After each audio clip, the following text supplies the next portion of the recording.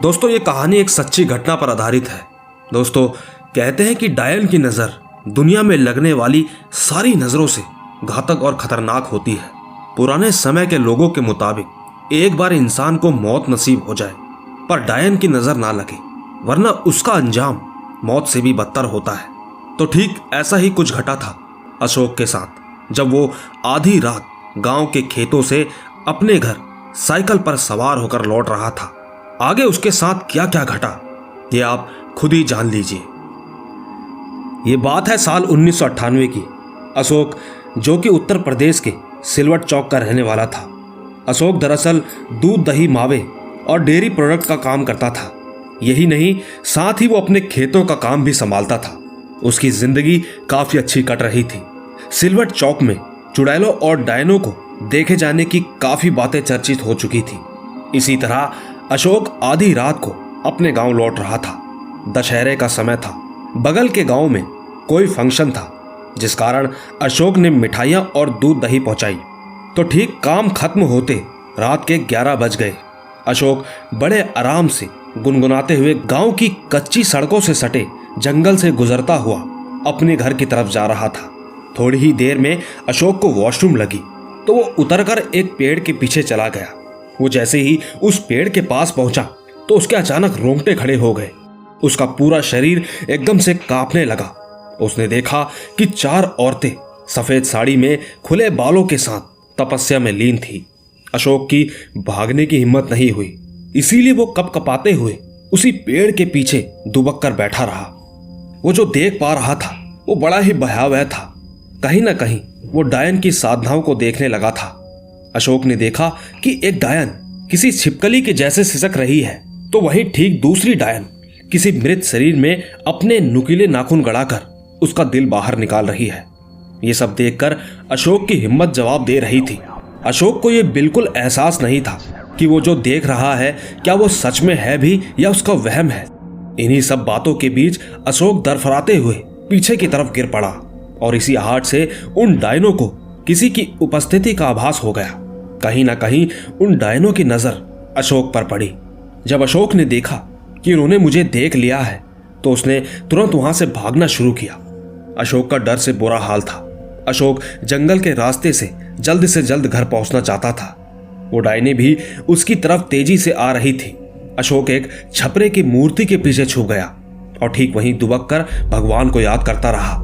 थोड़ी देर बाद अशोक ने देखा कि वो चारों डायने उसे इधर उधर पागलों की तरह ढूंढ रही थी। वो डायने कुछ इस तरह अशोक के पीछे पड़ी थी कि जैसे अगर आज की रात अशोक उनके हाथ लग जाता तब तो वो सीधा भगवान के पास ही पहुंच जाता। तो डायने अगले 1 घंटे तक अशोक को ढूंढती रही। अशोक के लिए वो छपरे की मूर्ति बिल्कुल किसी परमात्मा के जैसी थी, जिसकी वजह से अशोक अब तक जिंदा बचा था। दोस्तों इसके करीब 1.5 घंटे बाद अशोक ने गौर किया कि अब किसी भी तरह की हलचल नहीं हो रही है। उसने जब हल्की नजर डाली तो पाया कि अब वो सारी डायने वहां से जा चुकी है। अशोक हल्के कदमों से आगे की तरफ बढ़ा और पूरी रफ्तार से वो जंगल पार करके अपने घर पहुंच गया। घर पहुंचने के बाद उसने लंबी सांसें ली। वो काफी तेज हाफ रहा था। घर पर उसने किसी को यह बताना ठीक नहीं समझा। उसने सोचा कि अब तो वो डायने कहीं पीछे छूट गई हैं और आज उन डायनों से वो बाल बाल बच गया है। अब उसे डरने की कोई जरूरत नहीं है। लेकिन अशोक को कहां अंदाजा था कि डायने तो पीछे छूट गई, लेकिन उनकी नजर उसके साथ ही आ गई। जब तक अशोक की नजर उन डायनों पर पड़ी तब तक ठीक था, लेकिन उन डायनों का अशोक को देख लेना यह अशोक की मौत का कारण बन सकता था। धीरे धीरे पूरी रात गुजर गई। अब सुबह के 5 बज रहे थे, इसीलिए घर से सभी लोग अपना अपना बिस्तर छोड़ चुके थे। अशोक भी बाहर बरामदे में कुर्सी पर डरा सहमा सा बैठा था। थोड़ी देर बाद ही अशोक की पत्नी अपने बच्चों के साथ कुछ दिनों के लिए मायके चली गई।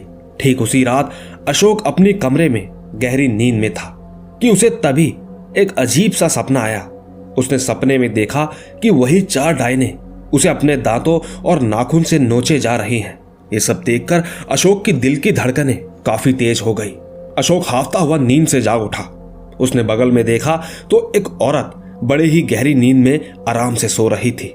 अशोक ने हिम्मत कर जब उस औरत के चेहरे को देखा तो अचानक वो बिस्तर से नीचे जा गिरा। उसने देखा कि वो औरत वही डायन थी जिसने उसे बीती रात जंगल में साधना करते देख लिया था। सच कहूं तो अशोक के तो होश ही उड़ गए और वो इतना ज्यादा डर गया कि उसकी जोरदार चीख निकल गई। उसकी चीख इतनी खतरनाक थी कि आसपास के घर वालों की भी नींद उड़ा दे। अशोक के माता पिता और उसका बड़ा भाई दौड़े दौड़े उसके कमरे में आए। उस वक्त अशोक को देखकर ऐसा लग रहा था जैसे कि अभी कुछ ही मिनटों में वो अपना दम तोड़ देगा। अशोक की दोनों आंखें एकदम बड़ी बड़ी और खुली हुई थी। वो लगातार बस पंखे की तरफ देखे जा रहा था। माता पिता ने जब चेक किया तो पता चला कि अशोक को बहुत तेज बुखार भी था, लेकिन इतनी रात भला कौन उसका इलाज करता। इसी वजह से अशोक के माता पिता ने उसे पट्टी चढ़ाई, साथ ही उसे कंबल से ढकाकर सुला दिया। वो रात अशोक को बड़े ही आराम से नींद आ गई। अशोक को सोते हुए अभी कुछ ही घंटे हुए थे। अशोक एकदम गहरी नींद में था कि तभी उसका कंबल धीरे धीरे नीचे की तरफ सरकने लगा। साथ ही जब अशोक को इस बात का एहसास हुआ तो अशोक की आंखें तुरंत एकदम से खुल गई। लेकिन इस बार अशोक बिल्कुल नहीं चिल्लाया। वो चुपचाप दबे पांव कमरे से बाहर आकर बरामदे में बैठ गया। अशोक के मुताबिक वो उस वक्त अंदर से बहुत डरा हुआ था। उसे बार बार अंदर से कोई आवाज दे रहा था। अशोक सुबह के 5-6 बजे तक वहीं बैठा रहा और सुबह जब उसके घर वालों ने उसे देखा तब तक उसकी तबीयत और ज्यादा खराब हो गई थी। थोड़ी देर बाद तुरंत डॉक्टर को बुलाया गया। डॉक्टर ने रिपोर्ट में सब कुछ नॉर्मल बताया, साथ ही कुछ दवाइयां दी। बस इतना ही कहा कि इसे आराम करने की जरूरत है। दोस्तों, इन सब के बीच कहीं ना कहीं अशोक का दिल अब बुरी तरह से कांप रहा था। उसे इतना तो पता था कि अब वो डायने उसका पीछा करते करते यहां तक आ पहुंची है। और तो और उसने कल रात एक ऐसी आवाज सुनी थी जिसमें उससे कोई कह रहा था कि बस 7 दिन और। दोस्तों, अशोक इसलिए भी ज्यादा डरा हुआ था क्योंकि उसने ये कहीं सुना था कि अगर कोई शख्स डायन की साधना को देख ले और उस वक्त अगर डायन की साधना भंग हो जाए तो उस शख्स की 8 दिनों के अंदर मौत हो जाती है।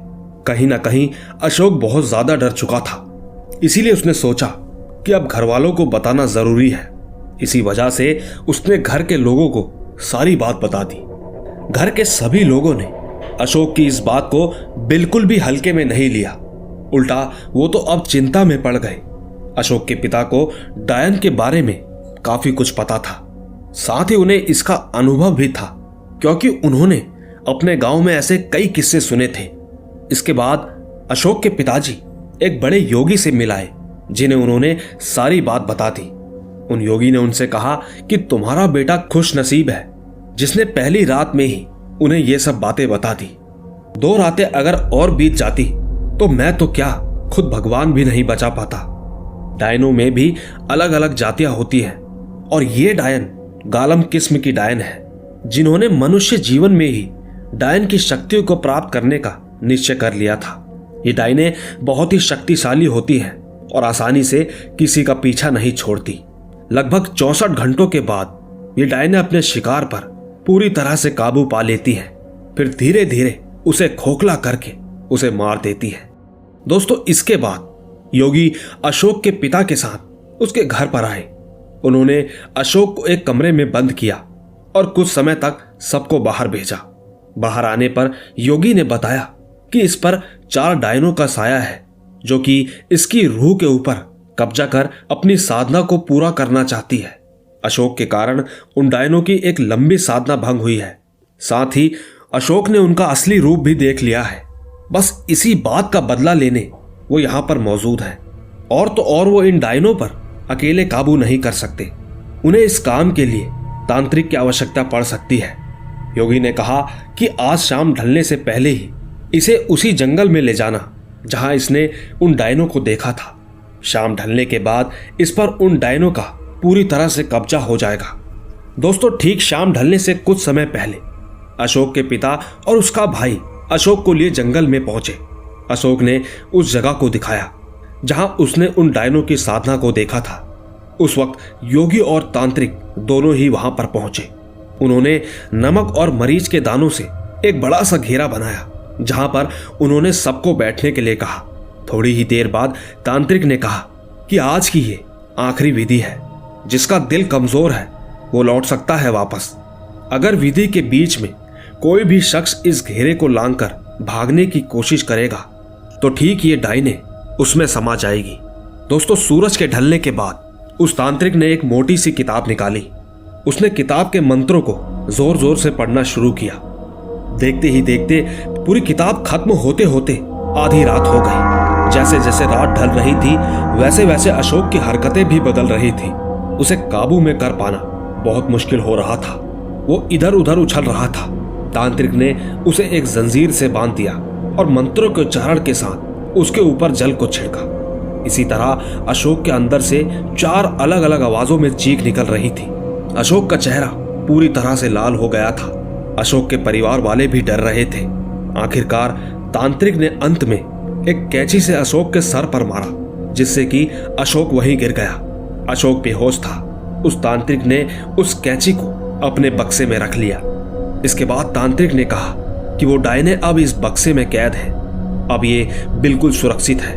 कल सूरज की पहली किरण पड़ने से पहले इस घेरे को पार नहीं करना। दोस्तों, इसके बाद ठीक अगली सुबह सभी लोग घर आए। अब अशोक बिल्कुल ठीक था। हालांकि अभी 1 ही घंटा बीता था। धीरे धीरे 1 हफ्ता बीत गया। अशोक के साथ घटा सब कुछ सारे गांव में फैल चुका था। अशोक के ठीक होने के तकरीबन 1 हफ्ते बाद ही अशोक अब फिर से सूखने लगा। वो धीरे धीरे बेहद पतला होने लगा था। अशोक का जगह जगह इलाज करवाया, लेकिन कुछ भी फर्क नहीं पड़ा। अशोक धीरे धीरे एकदम सूख गया और करीबन 1 महीने के अंदर ही अशोक की मौत हो गई।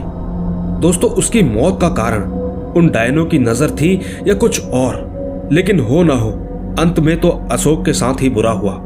दोस्तों, एक तरफ अशोक के घर वालों ने क्या कुछ नहीं किया, लेकिन सबसे बड़ा सवाल तो यही है कि आखिरकार उसकी मौत का कारण क्या रहा होगा। क्या आप इस बारे में कुछ जानते हैं? नीचे कमेंट में जरूर बताइएगा। साथ ही आपको अगर अशोक की ये कहानी अच्छी लगी हो तो इसे लाइक, शेयर और कमेंट जरूर कीजिएगा, क्योंकि आप तो जानते ही हैं मैं आपका कमेंट में हमेशा इंतजार करता हूं। बाकी बात रही कहानियों की, मैं जल्द ही आपको एक लंबी स्टोरी के साथ मिलूंगा। उम्मीद है इस बार मैं आपको बिल्कुल निराश नहीं करूंगा। तब तक आप अपना और अपने परिवार का ख्याल रखें। चलता हूं, बाय बाय।